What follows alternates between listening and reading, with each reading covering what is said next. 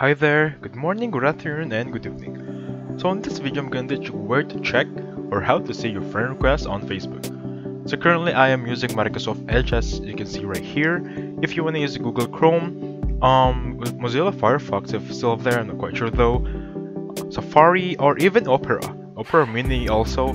If you want to use any browser except Microsoft Edge, that is perfectly fine. As long as, of course, you have access to the internet, okay? So let's get started with this one. Please open your browser of your choice and log into your Facebook account. Make sure this is an active account, or rather you have friends with this one. And then just hover your mouse on the home button, make sure you're on this one.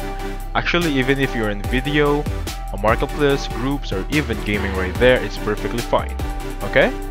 So let's just go back to home right there. And by the way, I just want to let you know that this procedure is the same as if you want to use your mobile device or tablet. It's technically the same, okay?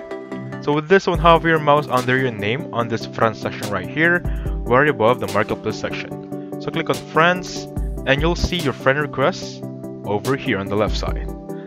Rather, if you just want to check off the home section of the friends, the friend requests will be the ones on the very top, and then the suggested friends or people you may know will be the one on the bottom right here, okay?